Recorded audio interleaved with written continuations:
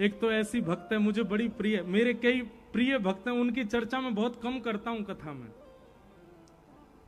अजब कुमारी,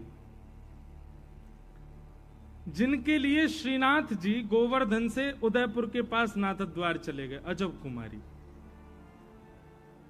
अजब कुमारी का चरित्र ऐसा है कि वो ब्रज दर्शन करने आई और जैसे ही गिरधर स्वरूप का दर्शन किया इतनी मोहित हो गई ठाकुर जी के स्वरूप में। उनके पिताजी राजा थे, वापस लेकर के जब गए तो अजब कुमारी को ज्वर चढ़ने लगा, बुखार आता था रोज।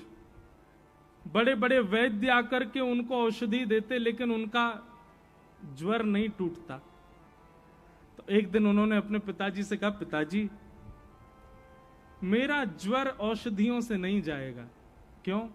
बोले मुझे कृष्ण प्रेम रोग लगा है और इसकी औषधि केवल कृष्ण दर्शन ही है। दो औषधि हैं कृष्ण प्रेम रोग की, या तो कृष्ण दर्शन या ब्रजवास। इन दो से ही कृष्ण प्रेम का जो रोग है वो दूर हो सकता है। देखो, मन जहां होता है ना, आपका तन वैसा ही हो जाता है।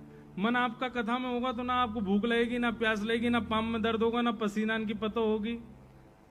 मन को लगा लो ठाकुर जी, बड़े भाव से सुनो। अजब कुमारी, रोज ज्वर चढ़ता था, उनका ज्वर उतरे नहीं किसी औषधि से। उन्होंने पिताजी से कहा, पिताजी ये रोग ऐसे नहीं जाएगा, मुझे आप वृंदावन भेज दो और मैं सदा के लिए वृंदावन रहूं, वहीं ठाकुर जी की सेवा करूं। चाकर रहसू बाग लगासू, नित उठ दर्शन पासू, वृंदावन की कुंज गलन में हरि की लीला गासू। श्याम मने चाकर राखो जू, हरि जी मने चाकर राखो जू। पिताजी मुझे वृंदावन भेज दो। पिता राजा थे, मना कर दिया, बोले बिल्कुल नहीं, तुझे दर्शन करने जाना है, तू चली जा, सेना तेरे साथ जाएगी, दर्शन कर, 2-4 दिन रुक, वापस आ जा, रुकने के लिए नहीं। क्या कहेंगे लोग, राजा की बेटी राजकुमारी वृंदावन बस गई, वहां जाकर दासियों की तरह रहती है। पिता ने आज्ञा नहीं दी। अजब कुमारी 4 दिन के लिए वृंदावन आई। बहुत ध्यान से सुनना। और वो मंदिर में पीछे खड़ी होती है सबसे, और दूर खड़ी खड़ी ठाकुर जी के सामने रोते हुए कहती है, श्रीनाथ जी के सामने, पिताजी तो नहीं मान रहे, आप मान जाओ। 2 ही ऑप्शन है मेरे पास, या तो मुझे यहां बसा लो या फिर आप मेरे साथ चल दो, क्योंकि मैं आपके बिना नहीं रह सकती।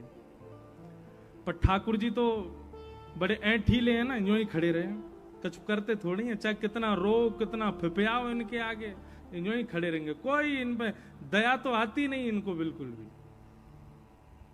अजब कुमारी ने लेकिन इसका एक उपाय ढूंढा और मंदिर के अधिकारी के पास जाकर के बोली, मुझे मंदिर में कोई सेवा दे दो। अधिकारी जी बोले, मंदिर में तो सारे पुरुष ही सेवा करते हैं, और तुमको कैसे सेवा देते हैं? बहुत प्यार प्रार्थना की तो अधिकारी जी बोले, अच्छा तुमको कुछ कला आती है, नाचना आता है, गाना आता है, कुछ आता है तुम पे? बोले, मैं राजकन्या हूं, राजकुमारी हूं, राजकुमारियों को ज्यादा ऐसे नाचना गाना वो नहीं है, हमारे पिताजी को पता चल गया तो बहुत नाराज होंगे। तो बोले, फिर क्या क्या करोगी ठाकुर जी, क्या कुछ तो करो सेवा। तो उसने कहा, मुझे चौसर खेलना बहुत बढ़िया आता है, मैं ठाकुर जी के संग चौसर खेलूं? तो बोला, हाँ तुम यही किया करो, तुम ठाकुर जी के साथ चौसर खेला करो।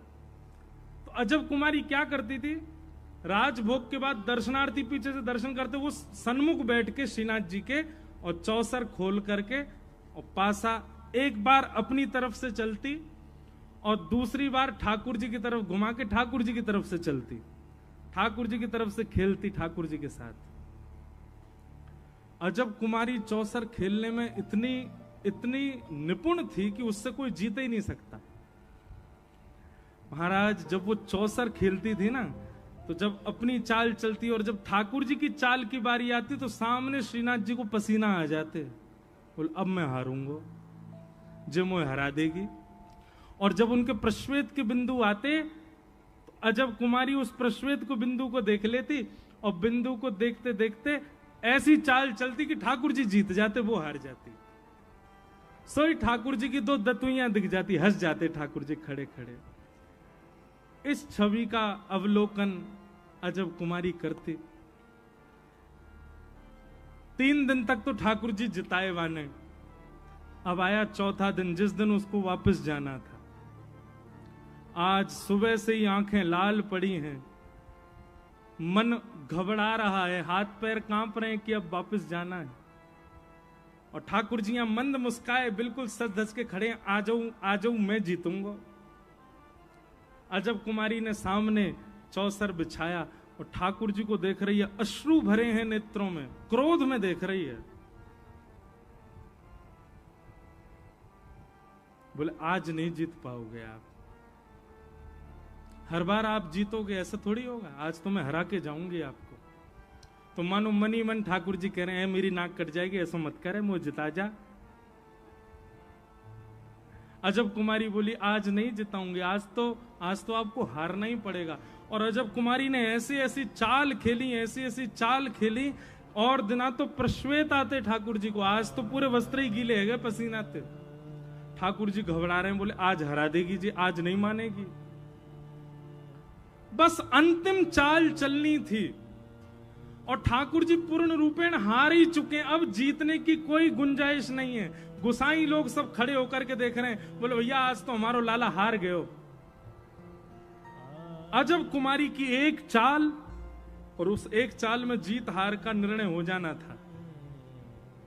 जैसे ही अजब कुमारी पासा घिसने लगी, सामने खड़े ठाकुर जी मानो मंद मंद कह रहे हो कछु मांग ले, जो मांगेगी सो दूंगा, लेकिन मुझे जिता दे। अजब कुमारी बोली मांग लूं? बोले हाँ मांग लो। वचन दो जो मांगूंगी सो दोगे। बोले दूंगो, लेकिन पहले मुझको जिता। बोले देख लेना, पीछे मत हटना, फिर मैं कुछ भी मांग सकती हूँ। बोले तू जो मांगेगी सो देंगे, लेकिन आज मुझको जिता दे। और ऐसा पासा परोसा कि अंतिम बाजी में ठाकुर जी जीत गए और अजब कुमारी हार गए। और जैसे ही अजब कुमारी हारी, श्रीनाथ जी उसकी गोद में प्रकट हो गए, प्रकट होकर उसका आलिंगन कर लिया और आलिंगन करके बोले मांग तो को क्या चाहिए, जो मांगेगी सो देंगे। अजब कुमारी बोली चलो मेरे साथ राजस्थान, वहीं बस जाओ मेरे यहां, आपको नित देखूं, नित आपका दर्शन करूं, आपको देखे बगैर अब मैं एक क्षण नहीं रह सकती, आप चलो मेरे साथ। ठाकुर जी तो घबरा गए। ठाकुर जी बोले मैं ब्रज तज कैसे जाऊं, मैं ब्रज छोड़ के कैसे जाऊं। अजब कुमारी बोली अब बात से पीछे मत हटना, आपने वचन दिया था जो मांगूंगी सो दोगे, अब मैंने मांगा है तो दीजिए। और उसी अजब कुमारी के लिए हमारे गिरिराज धरण श्री श्रीनाथ जी श्री गोवर्धन से उदयपुर के पास नाथ द्वारा में जाके विराजमान हो गए।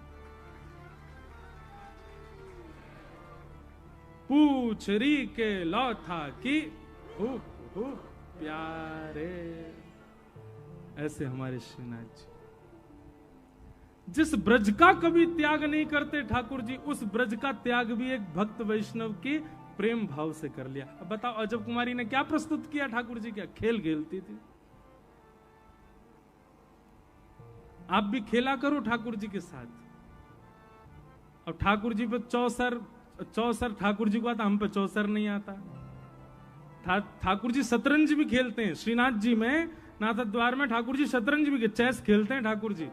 कभी कभी चेस खेला करो, ठाकुर जी के आगे रख दो, एक बाजी अपनी तरफ से चलो और फिर ठाकुर जी की तरफ से चलो। और सुनो, ऐसी चाल चलियो कि ठाकुर जी हारवे वाले हों, उन्हें हराओ एक आध बार, ताकि 2-4 बार हारवे के बाद काउ दिना बोल पड़े दारी के मोइया हरा तो रे, कभी जितावेगा नहीं। ठाकुर जी के संग लूडो खेलो, लूडो तो आता है, वही खिला दो ठाकुर जी को। गोटी ने काट काट के भीतर ही करते जाओ ठाकुर जी, ऐसे आनंद करो रस। ये सब क्या, ये सब आपकी निज सेवा में होना चाहिए ठाकुर जी के साथ। जैसे हम लोग क्या करते हैं, हम सब सखा मिलेंगे ना, तो हम लोग सब ठाकुर जी के आगे खेलते हैं, कोई भी खेल खेलें, उसमें एक भाव रखते हैं कि ये बालक जो है ये ठाकुर जी का प्रतिनिधि है। जैसे अब हमारे सब पंडित जी लोग सब बैठ जाएंगे ठाकुर जी के सामने और पर्ची खेलेंगे, पर्ची उछाल उछाल करके उठाओ, चोर मंत्री सिपाही, उसमें एक बालक जो है उसको प्रतिनिधि बना देते हैं, बोले ठाकुर जी की तरफ से खेल लो है, और इस प्रकार खेल खेलते हैं। कभी